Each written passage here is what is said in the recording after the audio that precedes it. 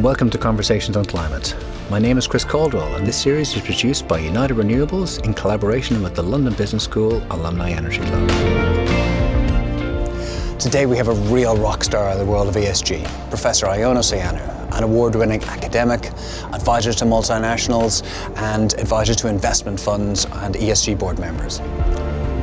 Professor Ioannou is an original in the world of ESG, having focused on sustainability for his entire academic career. His particular specialisation is on understanding whether, how and to what extent business and capital markets can lead us to a sustainable future. He's also a deep thinker into the wider ecosystem on how politics, academics and individuals fit into the structures that decide if ESG is going to be embedded as a long-term successful strategy for, again, a sustainable future. An advisor to Merck and DWS and a board member of Sol.Earth, Professor Ioannou regularly publishes in top-tier academic journals and has been cited over 8,000 times. He's also a frequent contributor to the Financial Times, Bloomberg, The Guardian, BBC, Le Monde and to Forbes. Ioannis gave us a fascinating deep dive into multiple areas of the world of sustainability, including reflections on a decade in ESG, the relationship between sustainability and corporate performance, ESG as an investment theme, the problem of greenwashing, the geopolitics of sustainability, and his own reimagination of the future. A charismatic and charming individual with a genuine passion for a subject, it was a conversation that you just won't want to miss.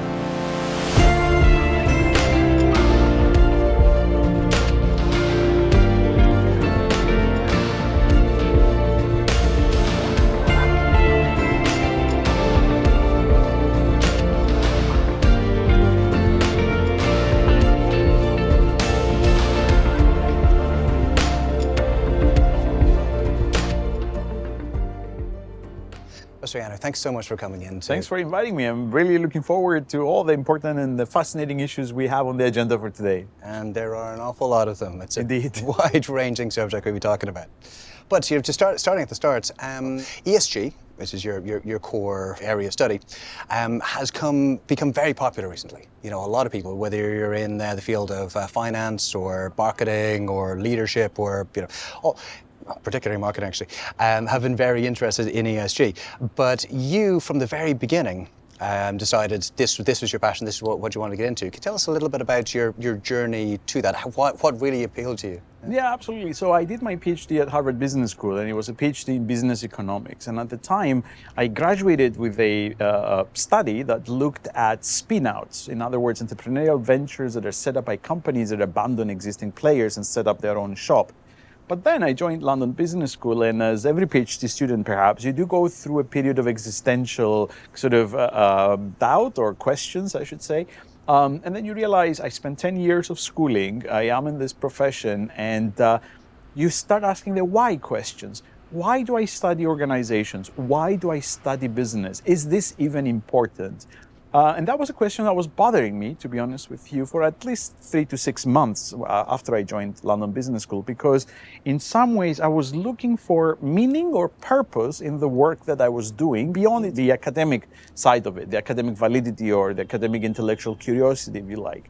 And I was aware of, in general, the research on corporate social responsibility at the time, as it was called.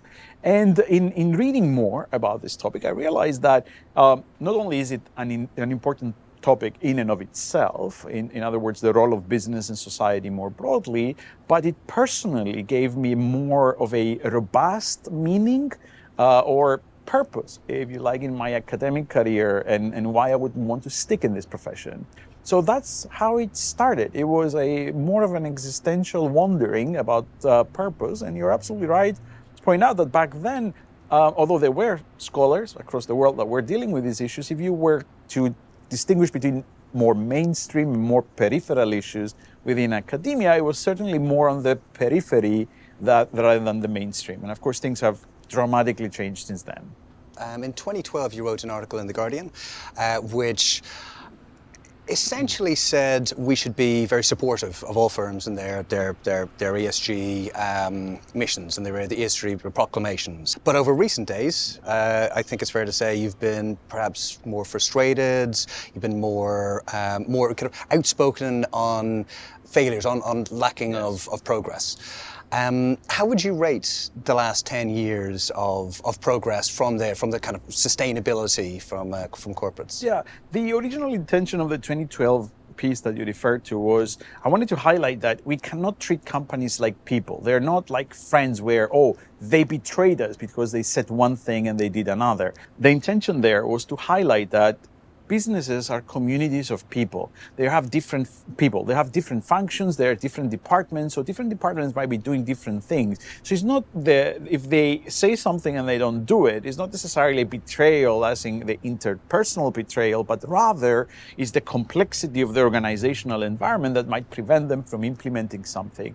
And therefore, I argued back then that if we were to evaluate the business, first of all, we need to understand that even to this day, let alone in 2012, there's no such thing as 100% sustainable and responsible business. There's many companies that are trying to get there, experimenting on how to get there, but certainly haven't reached that level yet. So the point I was trying to make in 2012 is that you need to evaluate the momentum, the trajectory. Are they on the right path? Rather than looking at some inconsistencies as betrayal or hypocrisy. Now, the world, as you pointed out, has traveled a lot of distance since 2012. Now, I would dare say that we see change all around us. We see change in individual behavior. We see change in corporate behavior. We see change even in institutional behavior, right? Think about central banks, for instance, are paying attention to the climate issue.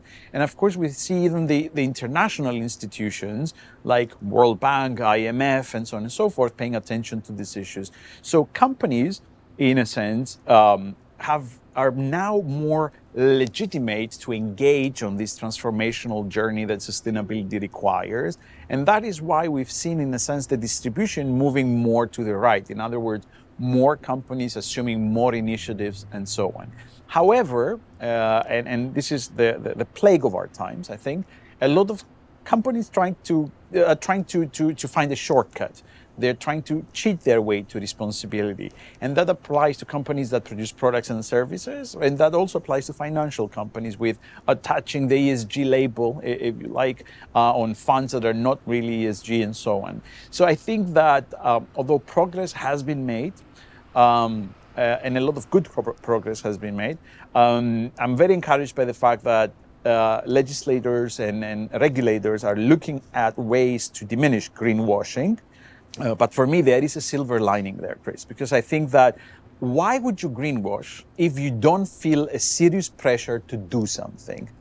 You're making the wrong choice by cheating. But for me, that's slightly better than being entirely indifferent. Because if you are indifferent, that means you feel no pressure to do something, and that's not a good outcome. So it's better that you feel pressure. And the last thing I'm going to mention is that lest we forget that sometimes companies when they get a slap in the face, they can and they do turn it around. For instance, look at Nike and the sweatshops in the 1990s and how that transformed the way Nike deals with its supply chain to now become one of the leaders in that space. Even recently, think about Dieselgate and Volkswagen. As my friend Georg Kell, the chairman of the sustainability board, says, it's how they were able to go from crisis management to change management. So in some ways, right, even when you cut corners, when you get caught, that could actually have in the long-term effects. But clearly, it's been as always, progress is not linear. There's one step forward, two steps backward sometimes. I do consider greenwashing to be one of those steps forward, but I'm also encouraged by the fact that there is more accountability towards it, and not just by governments, right? I think it's consumers can now detect greenwashing, social movements and NGOs can see greenwashing, investors are trying to eliminate greenwashing, otherwise they're investing in the wrong assets and so on. So I think the incentives are aligned by various societal stakeholders to eliminate these inefficiencies. And if I may ask, if you're writing that article now, yes, looking forward to 2032, what change would you make? Would you still be giving the benefit of the doubt, or would you be, no, we need to be watching these guys a lot more closely? Yeah, having seen what I've seen in the last 10 years, I would still say that if we are to give the benefit of the doubt as outside observers, as consultants, as investors, we need to be systematic in our approach. In other words, we need to be able to more deeply evaluate whether they are actually building a sustainable business model and whether they're headed in a better way of doing business. And let me explain what I mean by that, because a lot of research has taken place since in the last 10 years. And now when we talk about a commitment to sustainability, I think we know exactly what we mean. So for instance, for me, sustainability has 5 or 6 important elements. Is the principle, the idea that you want to produce social and environmental value in synergy with financial value. The idea that it's a dual challenge, there's a global cost correction. Some of these elements are going to be cost of doing business, but there's also the ability to differentiate. But if you go the differentiation route, like every strategy, component number 3 means that you're going to face trade-offs and you will need to resolve them. And how do you do that? Another component of a sustainable business model is a systematic, structured process of decision-making that converts these trade-offs into value creation mechanisms. 5th element is structure. In other words, it can no longer be the crusade of the CEO or the top team. It has to be embedded in the organization. And of course, last but not least, leadership and trust and a change mindset. So in other words, I think in the last 10 years, we have developed the criteria that allow us to have a more careful look, and therefore we know the areas, we know where we have to be looking to see if we can give that benefit of the doubt. So in this case, for instance, if I see a company that are doing major work on 4 of these dimensions and they are working on another 2, then yes, I'm willing to give them the benefit of the doubt. But if I evaluate a company that says a lot and is behind on all of these dimensions, then I would start raising doubts, right? Although the last thing I'm going to mention though, in this respect, is that it's a difficult thing for the time being, due to not enough transparency, to distinguish between companies that genuinely commit, and then fail because they are incompetent, versus companies that commit only to lie about it. And that is why, for example, I think this idea about transition plans and more transparency for businesses is important, because in my view, it makes a difference if a company can prove to you that they tried and failed as opposed to cheated their way. Because from the outside, those 2 are observationally equivalent. You'll see both of them not doing enough.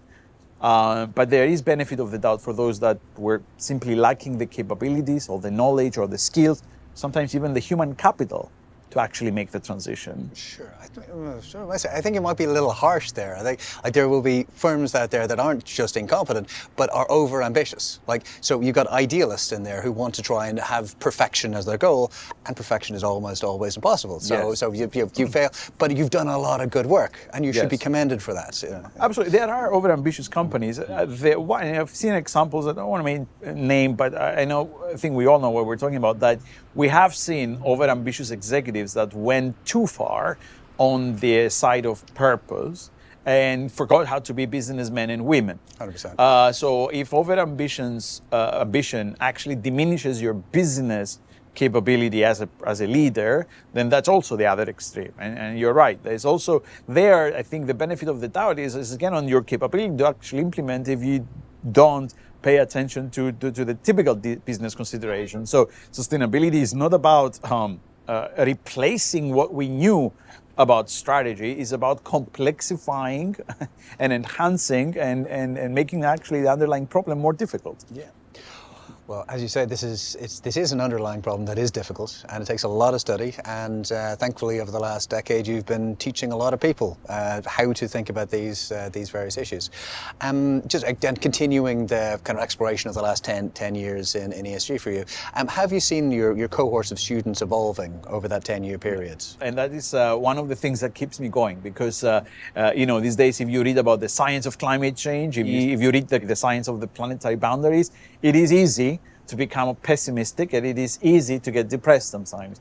And the progress that I have seen in our MBA students, but also across our degree programs in the last 10, 13 years, it's been amazing. I think that Now I enter a classroom and I don't need to convince people about how important these issues are.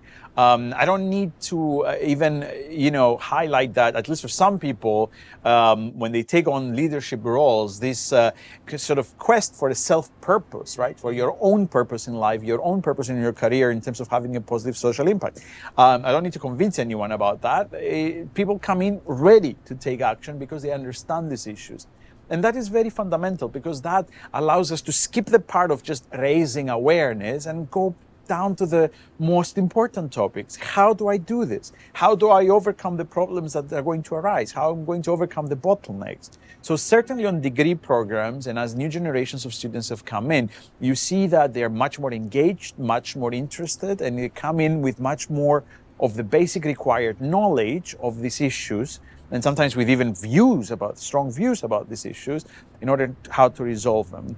And I think we have seen a similar trend on the executive education side. I think we see a lot of senior executives around the world, first of all, interested in understanding what is the state of the art when it comes to sustainability or ESG integration. What do these new business models look like? What do I need to know to lead change? And we've also seen it even online. Just before the pandemic, I was working on an online course for senior executives. It was called Sustainability, Leadership, and Corporate Responsibility. The idea that I wanted to have, let's say, 50 executives a year, senior executives or board members, to develop the common language, create cohorts and cross-learning industries. And I was actually quite surprised, because even from the first year, instead of one cohort of 50 participants a year, we are now at 4 cohorts a year with a minimum of 60. So imagine that one 6-week online course alone can impact 250 executives a year minimum, which told me, as I was expecting, that the demand, there's the thirst for more knowledge, and I would say knowledge beyond the lot of fluff that exists out there about sustainability and the rosy picture that many paint about sustainability. There is really a real demand to see, sort of combine the hard realities of business with the necessity of competitive adaptation, essentially, that sustainability creates. So short answer is across the board, degree programs, executive education, and students more generally, there's definitely been a huge shift in the attitudes, the mindsets, understanding, awareness, and willingness to act on these issues. Yeah, that's fantastic to hear. Really, it's fantastic to hear. But we're talking at a very particular level, a kind of boardroom level and MBA level, which is a very particular thing, for a very particular group of people. I know London Business School here obviously does fantastic works in terms of scholarships and trying to increase equality. But how would someone like yourself see getting the message to beyond that pretty limited group? Yeah. That's a very important question, and I think that there is a very important role for education more broadly, not only business education. Because if you think about it, many people don't go to business school to learn about the science of climate change. One would expect that in earlier stage of the education system, you should be learning about these issues. You don't go to business school to learn about the biodiversity. Yes, you might learn, what's the latest about measuring it, how do you incorporate it into the business model, but the very scientific knowledge about biodiversity, you should know by then in some ways, right? So I think this is more of a problem of educational policy than anything else. And sadly and tragically, even some of those issues have been contested sometimes. Think about, for example, in the United States, how contested these issues are. There are people that don't want to teach the theory of evolution, for instance. If you don't believe that, how on earth would you believe climate change, for example? So education is, in some ways, a political battleground, unfortunately. But if I were to speak about business school education, in fact, I'm very encouraged, because now we've seen some of the world's major business schools, including LBS, offering fellowships, scholarships, and I believe Harvard Business School recently said that they would cover the tuition cost for people below a certain income if they are admitted. So I do think that over time, business schools have become more open and more inclusive in that respect. Because talent can be anywhere, right? It doesn't only have to be in business education. So I think that we have made, again, important steps in that way. And here's the other thing that I want to highlight, though, because this issue does come often. The challenge that we're facing has a time limit on it. We know the science tells us, for instance, that we need to halve our emissions by 2030 and be to net zero in 2050. We want to stay within the 1.5 or 2 degrees, right? What does that mean? It means that in some ways we need to prioritize. And if you think about it, the world's, let's say, top 1,000 companies, right? They control a lot, or through them passes a lot of the world economic activity. So in some ways, again, not to neglect SMEs or other backgrounds, but given the time limits, if we wanted to affect, let's say, 85% of the OECD GDP, it's in some ways it's easier to focus on 1,000 public companies than focus on 4 billion people to change their behavior. You see, and I mean, in an ideal world, we should be doing both, right? But given the time limits that we have on this, I think that we can leverage the scale and reach of large organizations in order to facilitate these programs. And that's where MBA education links in, right? That's why I think that if we're trained, with all its drawbacks and limitations, MBAs to become these captains of industry that are going to run these big organizations, then we can work on the time limit. But again, it's a matter of priorities, and clearly harvesting talent wherever it exists without excluding anyone because of sometimes high fees and so on should also be on the agenda. Well, that leads us very neatly on to the next kind of big topic trying to cover, which is corporate performance and sustainability. Yes. We've seen, perhaps driven by a groundswell of interest and almost inevitably driven by very low cost of capital. Yeah. That it's been very easy for people to be investing in businesses and looking for reasons to be investing in businesses. And perhaps one of the reasons that people can think, oh, well, I'll make a sustainable investment because it makes me feel good. Mm-hmm. So there's been an outperformance of kind of socially responsible firms above the markets now. First observation is that's kind of remarkable considering we haven't priced in externalities properly. Yes. Why do you think that is? Yes. that it's been there? And second question is, do you think it's sustainable? Yes. As economic conditions turn? Yeah. I think that's a complex question, so let me try to unpack that a little bit, because first of all, we need to distinguish about what type of performance we're talking about. Because when people talk about ESG and sustainability, they refer to performance in the financial markets and of funds. And that's one type of performance, but of course we have corporate performance. So we need to be clear about which performance we're talking about. So let me start with the corporate performance, because of course it's a big question of whether you can outperform if you are a business that integrates sustainability into the way you do business. In other words, is there a trade-off between sustainability and being profitable? So first of all, we need to understand that half of the sustainability story is a global cost correction. It's the fact that it's time to pay the bill. So that question is not valid, right, for that part of the cost. So for instance, if you have profits today that you materialize because you have children in your supply chain, if you have modern slavery in your supply chain, if you materialized profits because you were part of deforestation efforts and so on and so forth, then you're not, and you should not be entitled to those profits. That so-called trade-off is fictitious. It's the only the result that it's now time to pay your bills because you have, evidently, you have caused destruction in that process, and therefore you're not entitled to those profits. That's why I'm a big fan of all these initiatives, including the impact-weighted accounts, for instance, at Harvard Business School, that's led by Ronnie Cohen and George Serafim, the professor at HBS, that they try to integrate into the cost, the real costs of this production. So in that respect, there is no reason to ask about, there is no valid reason to ask about the trade-off. And I think that the best of companies realize that the sooner I invest in eliminating inefficiency, in eliminating all these negative impacts, the better I'll be for when someone knocks on my door to pay the bill, maybe through a carbon tax, for instance. So that's the very important point, that half of the sustainability story is going to be about the global cost correction. So there's no trade-off there because you have to pay the costs that you're imposing on all of us. Now, the second part of sustainability is, of course, the upside. right? And there we see that changing customer preferences, for example, changing demands and expectations of businesses have created new business models.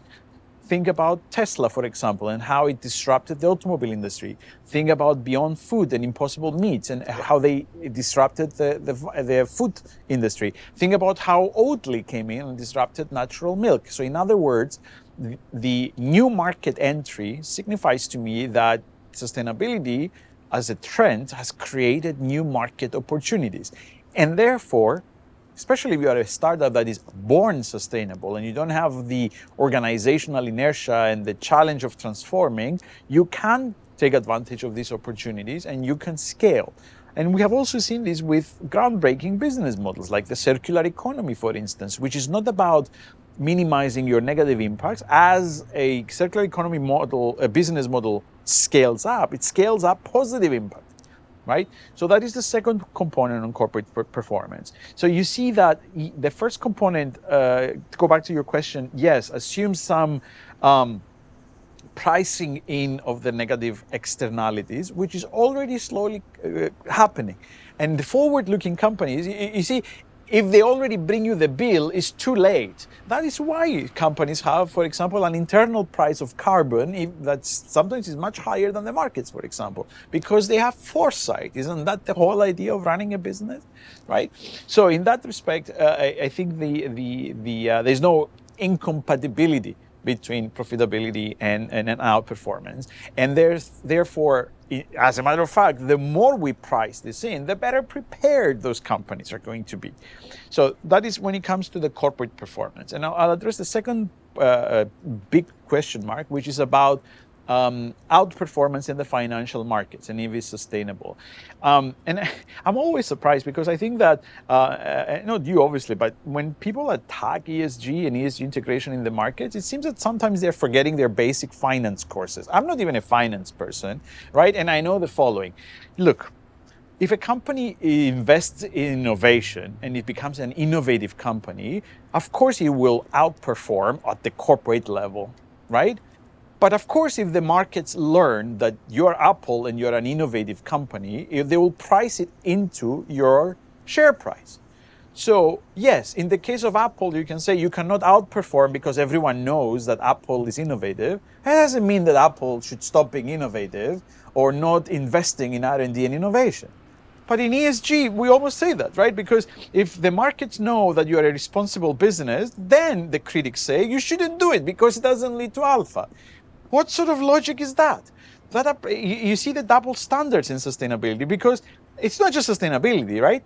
Anything that the market prices into is able to price into is reflected on price. That doesn't mean that at the corporate level we should stop doing it. So why would you expect a consistent alpha on sustainability if indeed markets can accurately evaluate in the same way that they do in innovation who is ESG?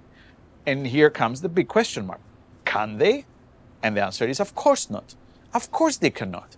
Of course they can. That's what maintains the alpha. Because there is, of course, the big problems of ESG data, comparability, accuracy, trustworthiness. And on top of that, what we're not realizing is that there's a huge a step between having a set of sustainable companies and building a portfolio to invest in. Because then there's a selection issue. What's your investment thesis, right? Are you investing best in class? Are you doing positive screening? Are you doing negative screening? What exactly is it how are you selecting? And on top of that, we're forgetting that there are traditional investment strategies, right? There's value investing, there's growth investing, there's emerging markets, there's venture capital. So to just say that, ESG doesn't produce alpha is such a simplistic understanding of this that, by the way, we don't apply to any other type of investment, right? So on the financial performance, outperformance on the financial markets, I think the jury's still out because, well, think about it. We don't have accurate data in order to make that selection. Even if we were to make that selection accurately, there's all these different types of strategies and even more that investors are still exploring because these are new issues, right?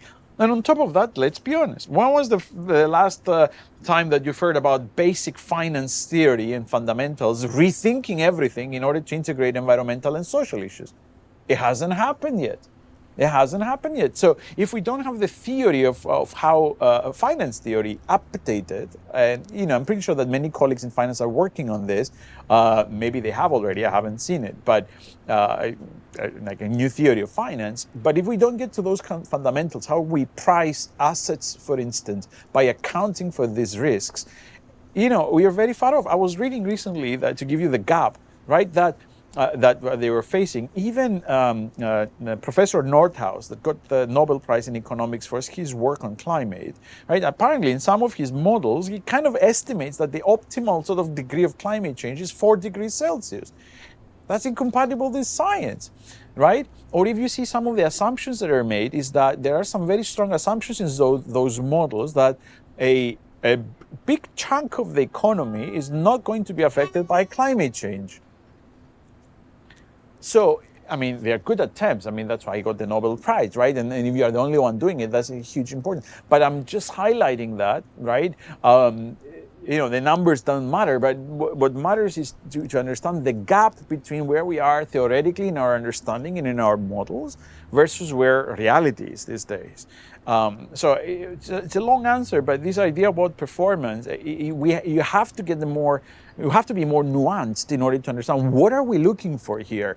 Because nobody is asking, is innovation a good strategy that leads to outperformance? Like at the corporate level, it's obviously yes, right? And if you ask at the fund level, well, the answer is it depends on how you select innovative companies. It's the same thing. It's nothing. It's just more difficult issues. Well, when I was in business school, the value that the markets put on companies was seen as gospel. It was unshakable. Yeah. This is like 10, 11 years ago. Now I think we've gone beyond, and you no longer, the level of belief is far diminished. And yes. Personally, I think that there's a very strong case to be made for ESG, as you talk about it, to be an integrated part of the strategy, which gives you a proper value for the terminal value of the company. Yes. Because if you're just continuing looking for quarter after quarter after quarter growth, yeah. well, how can you possibly be thinking this is a long-term sustainable business? Yeah. It'll all collapse in a heap at some point, yeah. because you never plan for the future. But with ESG, with sustainability goals in there, you can actually have something that might just reignite belief yeah. in the system. I think in the world today, there's a lot of kind of dissatisfaction towards the kind of the capital system. Yes. A lot of steps, like a lot of kind of young people feel disenfranchised. But we're now looking at trying to reconstruct the economy. Yeah. We're trying to reconstruct the way we do things on a more sustainable way. Yes. It'll take massive amounts of investment and changes to the way we do life if human life is going to continue to exist on the planet. Do you think that kind of climate change and the climate, our reaction to climate emergency can in some way reconnect, the young people to capitalism and the system that we're all kind of living in and working through? Yeah, I think that's a very important question in terms of understanding the deficiencies of the system, understanding who are the groups that the system has left behind, because it has left several groups behind, and that's why we see the rise of populism, but also that's why we see the rise of social movements, like in the US, Black Lives Matter, the Me Too movement, the Extinction Rebellion, Just Stop Oil, and the Greta Thunberg and Fridays for the Future, and so on. So there are many different constituencies, if you like, that either have been economically left behind or feel hugely unsatisfied with the level of action that we are taking in order to address these issues. So there's no question that all of these trends have translated into pressures for companies to adjust the way they do business. In other words, business as usual is no longer acceptable, right? So I think that all of these pressures, whether it's customers, investors, supply chains, civil society, regulators, and so on, are demanding what I would say is a new model of corporate leadership. Now, if we were to think about the capitalist system, the truth of the matter is that at this point in time, at least, we don't have an alternative. So what we are trying to do, essentially, is work within the system in order to self-correct, right? Because if the capitalist system was just this perfect system, then we wouldn't have a climate change problem. We wouldn't have a biodiversity problem. We wouldn't have these huge inequalities and social divisions. Now, In order to fix a system, though, there's many levels of change that needs to happen. And you highlighted some of them. So we need change in individual behavior, in lifestyles, for instance. We need change at the level of what companies are doing and financial markets, and that's going to be a big part of the equation. We need changes in terms of how institutions perceive these issues and what side of commitments and actions they take. And unfortunately, we have seen institutions failing. Right, and I'll give you just one example, two examples, right? We've been discussing, for example, the climate change in 26 and going on 27 COPs since 1995 in Berlin. And although the world has come together and has been discussing for 27 years, how much of carbon emissions have we been able to reduce? Nothing. Right? So with what sort of credibility as a country or as an institution do you come out and say, you know, you business or you per people should do this if they don't? The other thing we have seen is that, give you a second example, think about our joint commitments at the Paris Agreement. We said that the developed world was going to finance the developing world by $100 billion a year in order to transition. How many years since the Paris Agreement have we been able to hit that target? Never. We never did. I was actually reading recently an article that was estimating that, in fact, the European Union, which we consider at the forefront of these issues, might have spent more money on fossil fuel projects since the invasion of Russia in Ukraine than they did since the Paris Agreement on developing countries. That is a bit depressing, right? But that creates a credibility problem. And as we know, 100 billion, it's peanuts. The US military budget is $800 billion a year. Now, if you put the whole of the developed world together, 100 billion should be nothing.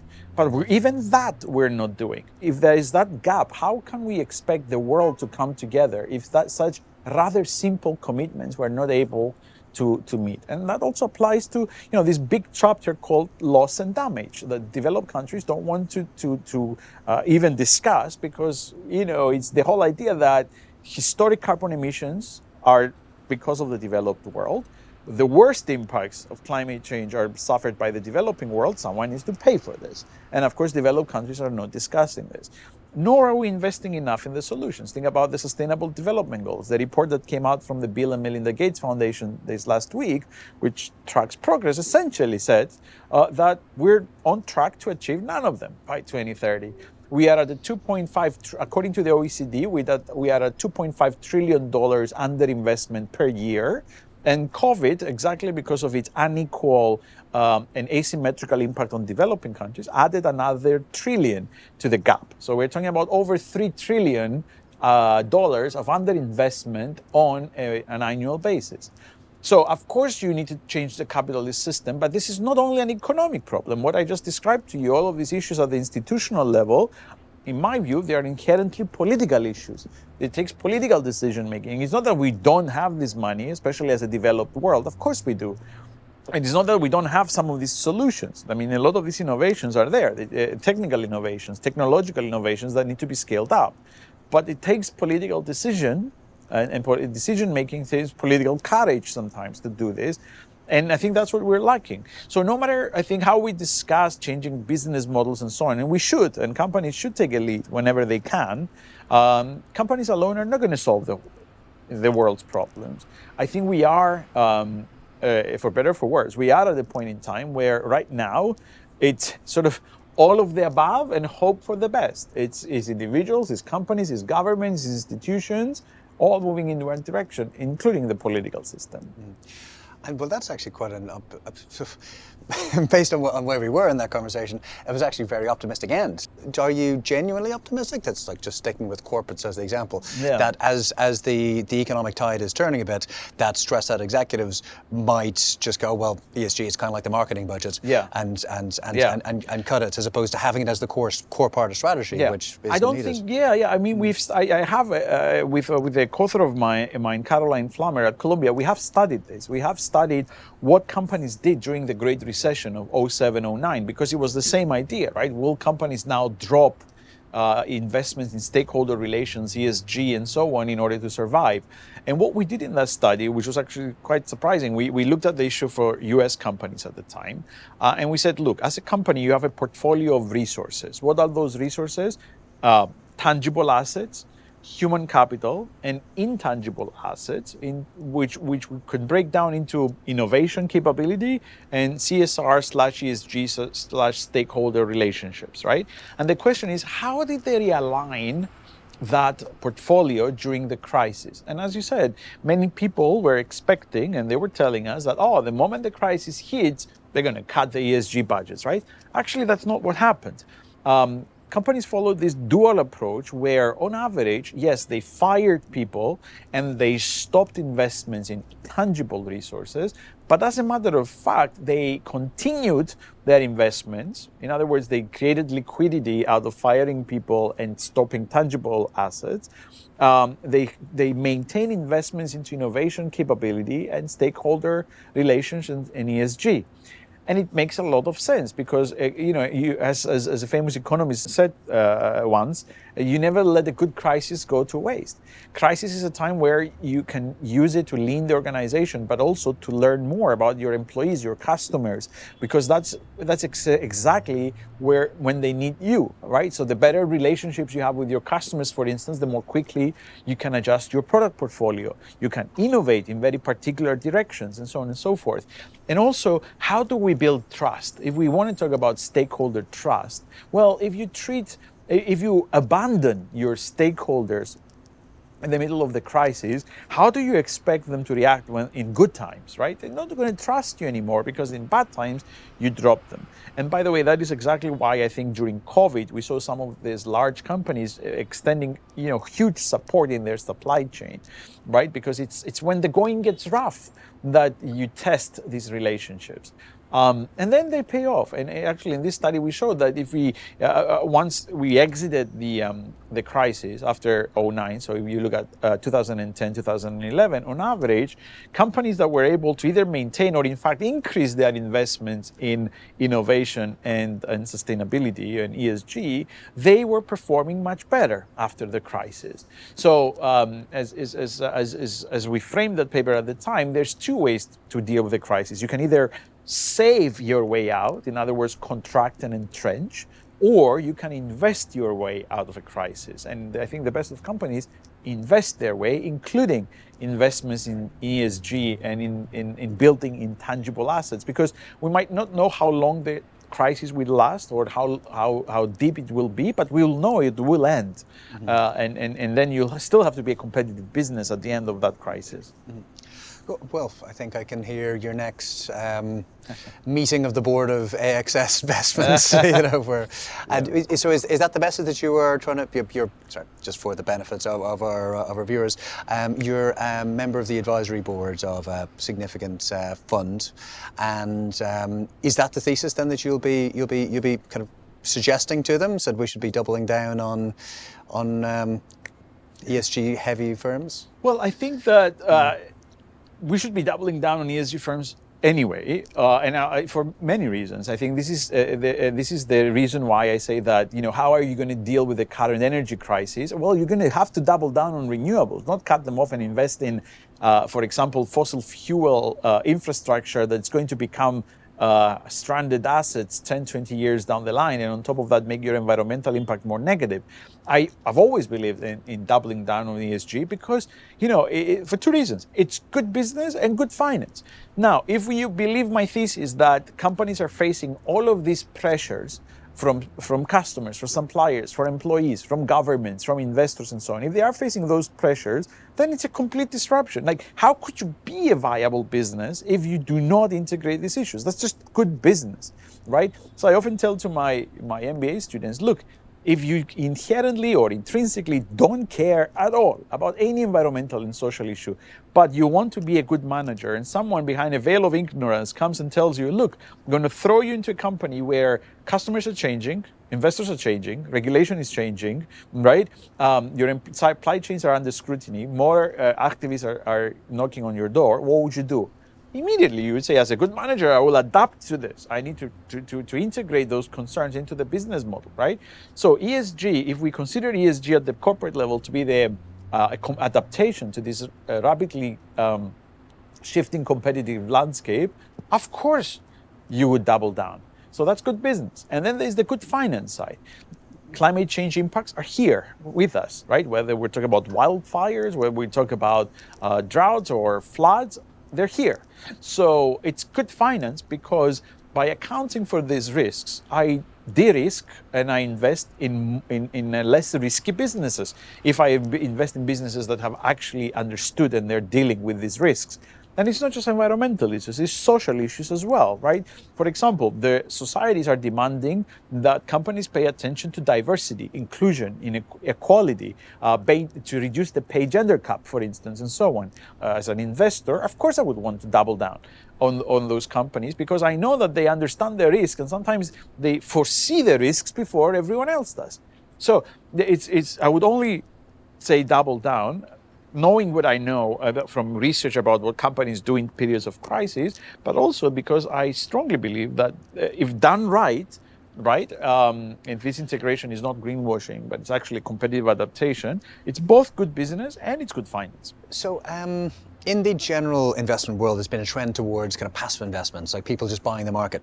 Yes. And that's growing and growing, exponentially well, not quite exponentially, but growing significantly as years go on. Yes. Is there inherent conflict between the level of work and diligence needs to go in to understand all of the different levels of ESG, and just buying a market? Yeah, I think that I would say that the general consensus is that if you wanted to cause change in corporate practices, clearly passive investing is less effective than active investing. Yes, a lot of asset managers and so on, they try to bring about their, leverage, their scale in order to, even though they might be investing passively, they try to bring about their scale or mention their scale in order to impact practices. But truth of the matter is that holds no teeth, right? It holds no water. It's not, you cannot bring about change. So I would say that if we're talking about actual change, then certainly active investing and engagement and voting and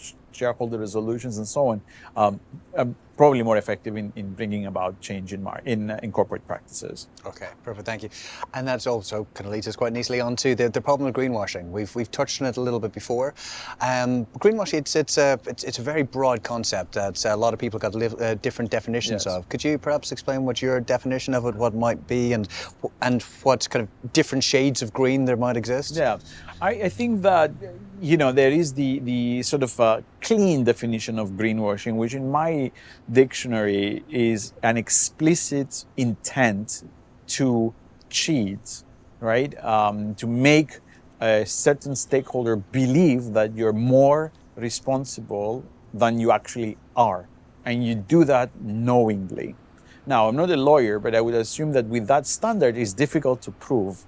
And it is difficult to prove because in this domain, we don't have reporting standards. We don't have standards through which to audit companies' disclosures.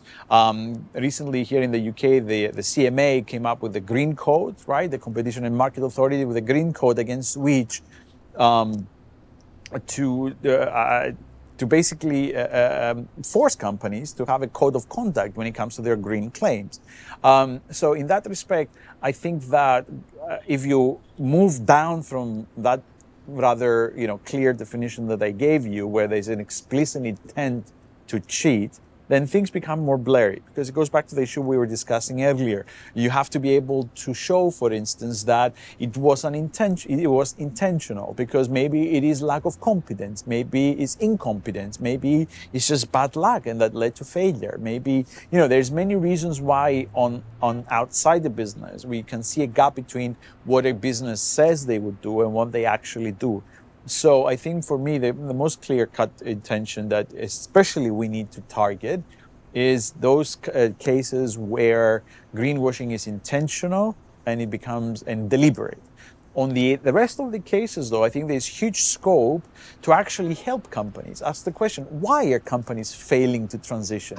Why are they incompetent? Is it because they cannot change? Is it because we need to change the educational system to provide more skilled human capital to enable this transition? Is it because they're lacking the financial means to transition? Is it because they're facing internal cultural challenges for transforming towards responsible business? Because in answering those questions, we also have a better understanding on how to move the entire system, because these are the kinds of obstacles that don't allow the whole system to move in that direction. So I think we should go harsh on greenwashing to make sure that companies are, honest in their disclosures, not only in their ultimate targets, right, but also in their transition plans. How are you going to get there? What is it that you commit? How are you putting signposts on meeting those targets, right? So I am also a big fan of those regulations that say, in addition to targets, you need to disclose your transition plans. So I think that's what we should be doing on both fronts in order to deal with this apparent gap between what companies say and what they do. Okay, and how can an interested observer, like discerning, educated, person who's looking at this, understand the difference between someone who's being genuine and someone who's greenwashing? What type of signals? What should we look out for? That is, and as an investor particularly, right, but also as any interested stakeholder, that is the holy grail. That is the big question marks here, and I think that. First of all, we need to abandon this idea that sustainability is only a reporting issue. ESG data, no matter how good it is not going to tell you the full story. In the same way that when you do financial analysis, you still need to understand the quality of management, for instance, and you speak to management and you want to understand their strategy, their forward-looking plans, and so on. So that's one way of evaluating this. But I do think that, as I was mentioning to you earlier, if we try to scrutinize what a company does in terms of what is the underlying principle? How do they understand the challenge between differentiating and cost of doing business? What are their decision-making processes? How systematic and how robust are they in terms of dealing with ESG challenges? Have they identified the right trade-offs, especially when it comes to material issues within their industry? To what extent they have embedded this for sustainability? Because we can ask, let's check, is it in the corporate governance? Is it in the incentives? Is it in their transparency practices, in their disclosure practices? What are they doing in their supply chain? And let's understand the role of leadership. How authentic is this leader? To what extent he or she was able to instill this change mindset that is needed? In other words, we do have those, I would call, as I was mentioning earlier, the 5-6 core elements against which, these elements, have been looked at or they've been seen as different frameworks and so on and so forth, but fundamentally, that is what, in my view at least, what is a sustainable business model. So we need that set of criteria in order to understand, as you said. So we cannot make this inference only from the outside. We cannot make this inference even only on ESG data or only at the product level. You have to really go deep into the organization to understand the trajectory across all of these dimensions. Changing tack slightly, you recommended a book recently called The Age of Anthropocene. Yes. Yeah. Really, really interesting read and really interesting kind of frame and way of looking at the current world we live in. Could you give a little kind of pressé on why you recommended it and why you think it's a useful frame of reference for us? Yeah? Absolutely. I think one of the main reasons why I did that was because ESG issues and sustainability issues, unfortunately, are becoming increasingly politicized, and especially ESG, we consider the United States is being pushed at the center of the culture wars between Republicans and Democrats. So, in order to have to build, I think, a common ground and a more fundamental understanding of why ESG or sustainability is important, I think that going back to the science is one way, potentially, through which this polarization and this gap could be breached. And I always say to my students as well, you cannot possibly graduate from a business school, and London Business School, go out there, expect to run a business or build a business or even work for a business without understanding the basic scientific realities of where we stand today, what is the risk, and why do so many people call it a crisis. So I use that book as a recommendation, but in general, highlighting scientific facts, because I hope that for the majority of people, this can be a common ground. And also think about it. We often talk about the economics of ESG at the level of the corporate, but how could you possibly understand the economics of ESG without understanding the science of the underlying issues, right? Now, if there was an equivalent a body of knowledge as robust on the more complex social issues, I would also recommend that. It's just that it does seem that on environmental issues or broadly planetary issues, we have a better scientific understanding, but we still need to do a lot of work to understand how we measure and how we deal with social complexities. And, it's no accident that the European Union essentially has abandoned its efforts for a social taxonomy. It's just too difficult and too complex.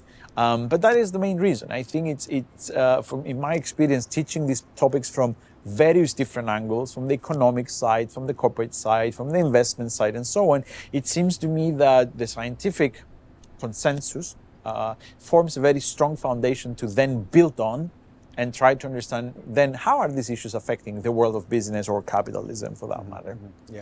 Yeah, there is so when we look at an inherent conflict between capitalism and the planet. Yeah. It's like, for example, like if we have children. Yes. Our children are not sustainable creatures up until they grow to a certain stage, and then they're like 18, 19, out in the world, able to feed themselves, whatever else. But they stop growing at that point, yeah? Yes. If they kept on growing throughout, let's say, 100 years of their lifespan and could 6 foot, 6 foot, 6 foot, 6 foot, pretty soon they'd be outside of all systems, all boundaries, everything they work at. Isn't there a natural cap on growth of businesses? Isn't there? So, and there's a conflict because companies demand and shareholders demand continual growth. Yeah. But on the other hand, we've got a planet that demands people grow to a level and they stop. All organisms grow to a level and they stop. Trees, everything. Yes. It's a limits to growth argument, I think. And you're right. I mean, in a sense, we do live on a planet with finite resources, and we are already wasting a lot of them when we are already overshooting, right? Even without, extrapolating on increase in population. And that is a systems issue, precisely. And that's not only a matter of growth of businesses, is in general a matter of growth. I don't think we have solved that puzzle yet. I do think there are some models that might give us an indication of how we could do this. So, for instance, the circular economy business model, the idea that the resources can be used and reused into the unending cycle, for instance, that helps you deal with the issue of resource inefficiency. I do think, though, that we are far from hitting those limits. And I'll tell you why. Because I do think that up to now, the system has been very wasteful. We continuously create a lot of waste, and a lot of our processes and structures are hugely inefficient. So I think that there is a huge amount of optimization that can happen, and that's where new technologies meet sustainability.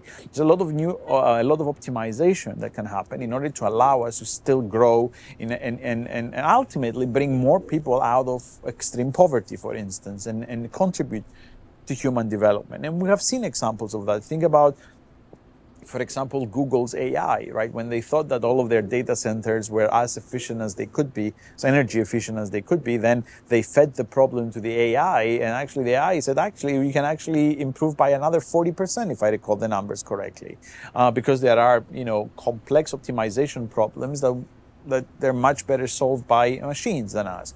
So I understand that argument in the very long term, but in the short to medium term, I think even by simply optimizing and eliminating waste and inefficiency, we can certainly still grow. And I think we should, not undermine human ingenuity, and especially when it comes to these business models that, as they scale up, they have a positive impact. Because I mentioned the circular economy before, because the idea is that the bigger the larger, the more scalable these business models are. Think about it. That means the more resources are being used and reused. So it's not just about eliminating a negative impact. It's about scaling up a positive impact. So I think that it is possible. Now, if you ask me, in 300 years' time or 200 years' time, At some point, we might hit those limits, but I don't think that right now we are at that stage. Okay, perfect. And could you give just a couple of minutes on the circular economy for those who mightn't be familiar with the Yeah, the concept? circular, as opposed to the linear economy, is this idea that we are able to build business models that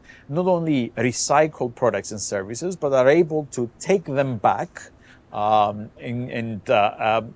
from, for example, disassembling them, take back the resources and use them for the new generation of products. By the way, the Ellen MacArthur Foundation here in the UK is sort of the go-to place for the circular economy. And the idea is that you produce and you transport your goods and your products through using renewable energy, but you also use materials that are not harmful in your production processes, and that has implications about your pricing. So the idea being that, let's say I want to produce and sell a piece of furniture. I no longer sell you a table and in the sense that I'm selling you the resources that I used in order to make this table, but rather I used some resources to make this table, and I'm renting out to you those resources. And when you're done with the table, I am able to take it back, disassemble it, and use the same resources to produce the next generation of products. So in that way, I reduce the extraction, and also I reduce the waste because I bring back the material. So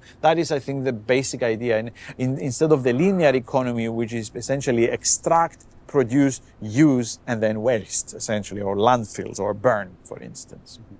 We touched upon the polarization of, in various parts of the world, particularly the United States at the moment, of ESG.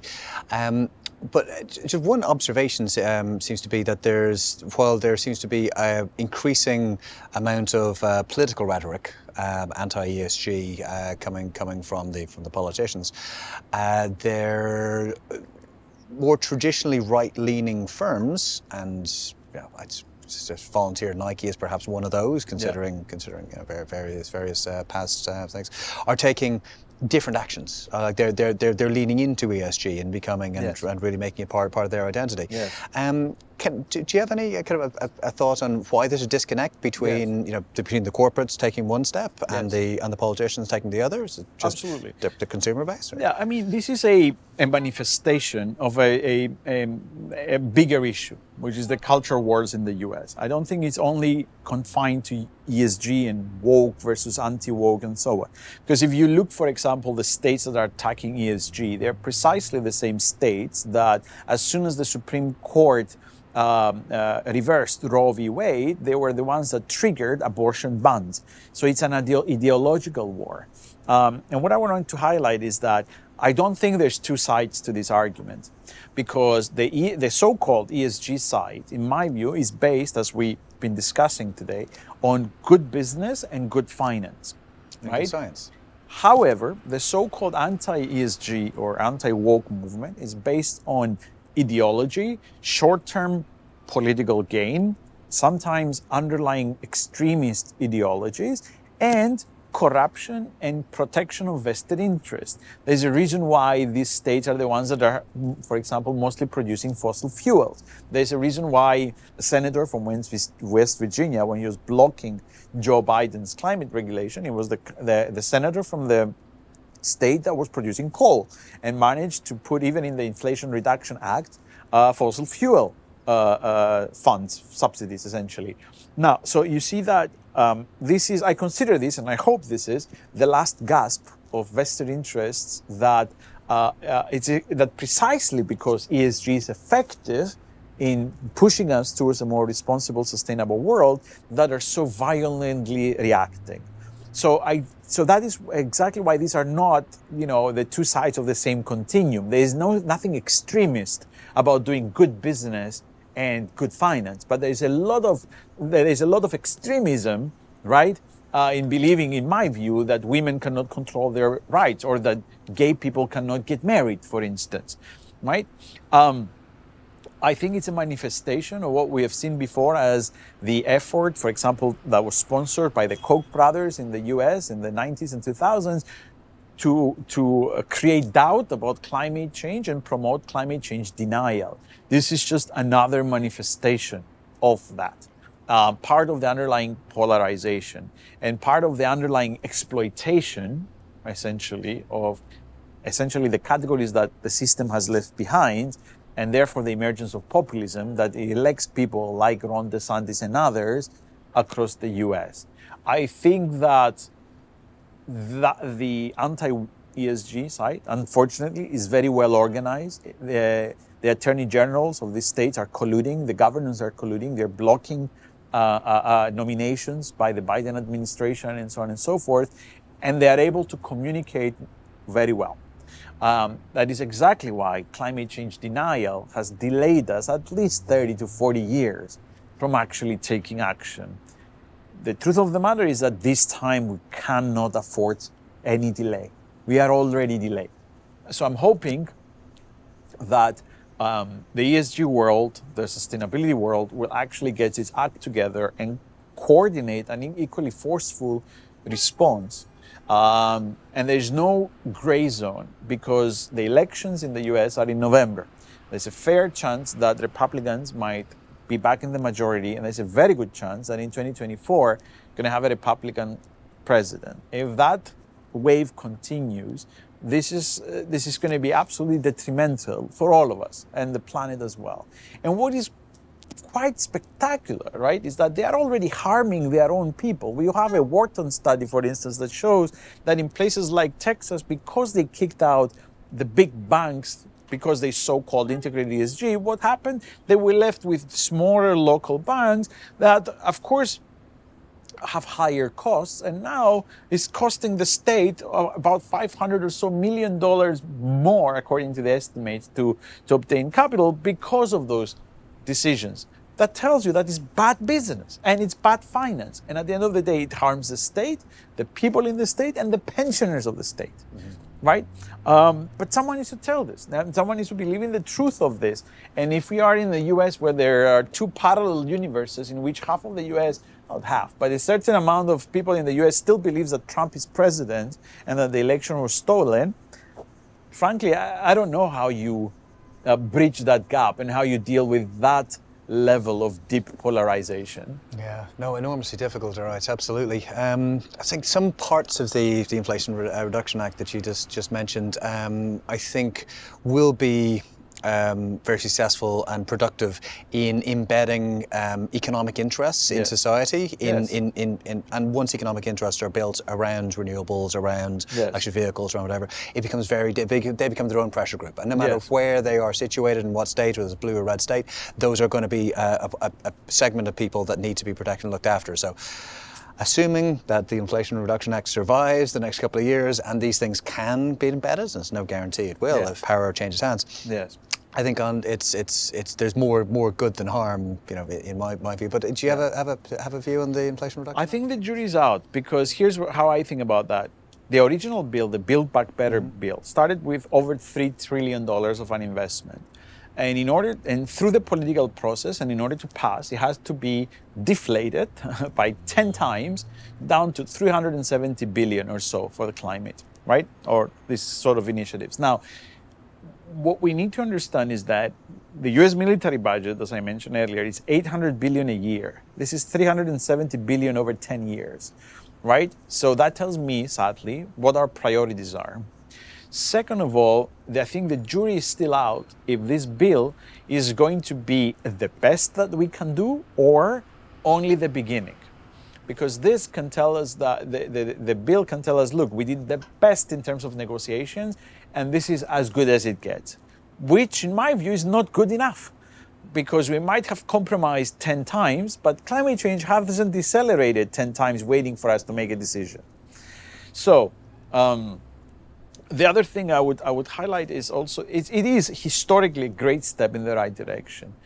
But in my utopian world, I would want to believe that this is only the beginning of more and more ambitious bills, because exactly what you described, because people are going to see the benefit of living a better life, a cleaner air, more and higher quality jobs, and higher paid green jobs, and so on and so forth.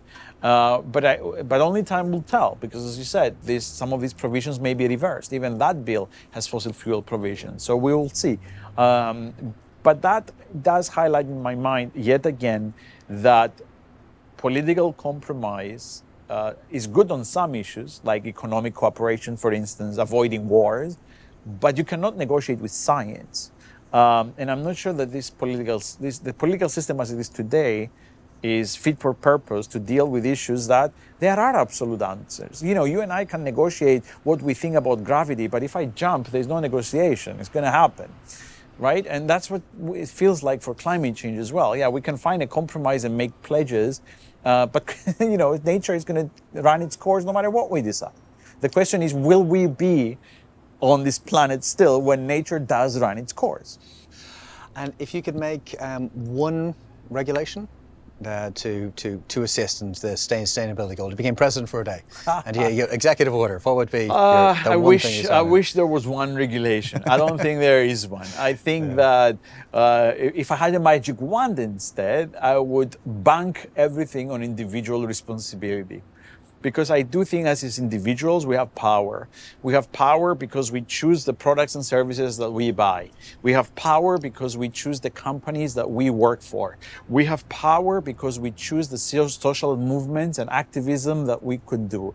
And above all, we have power because we vote. We vote the people that build institutions, that appoint ministers, that appoint people to these institutions.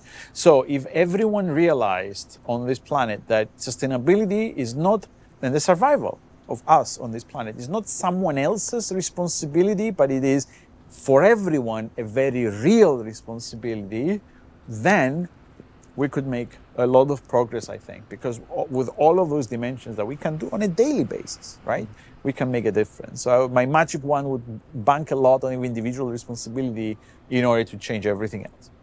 That's great. And that kind of goes some way towards answering the next question, which was kind of taking us back from the very start where we mentioned like your article 10 years ago, which is quite positive on looking at whether corporate should be trusted or not.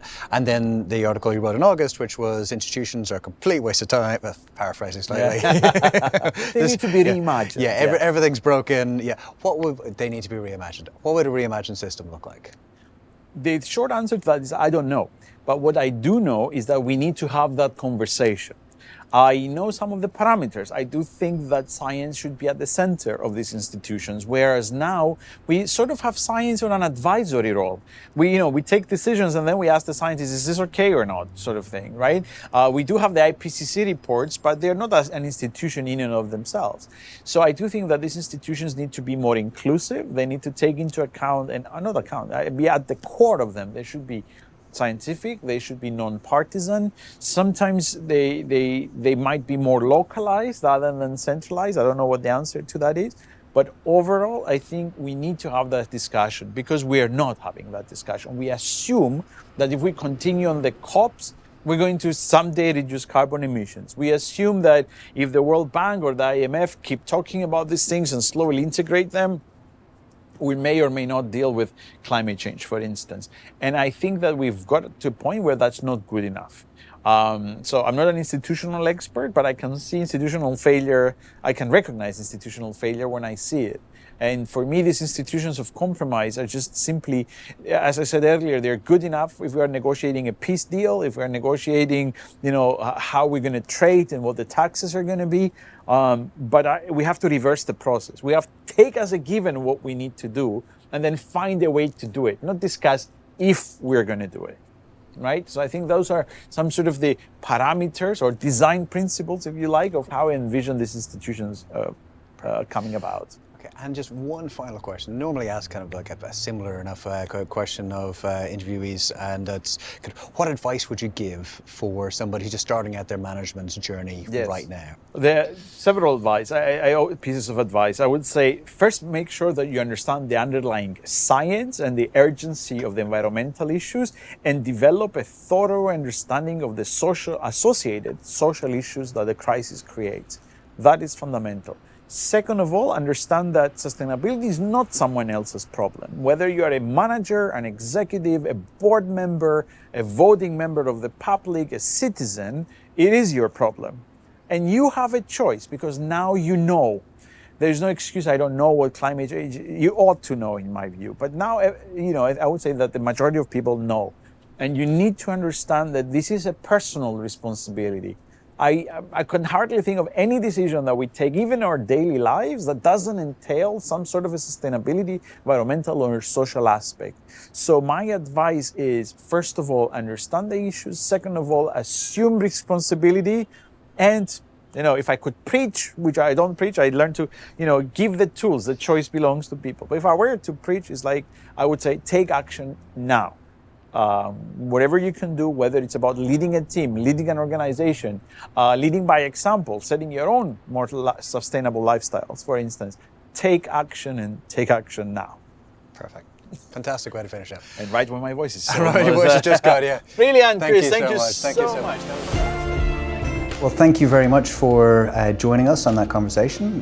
We hope that you enjoyed it. We hope that you learned something.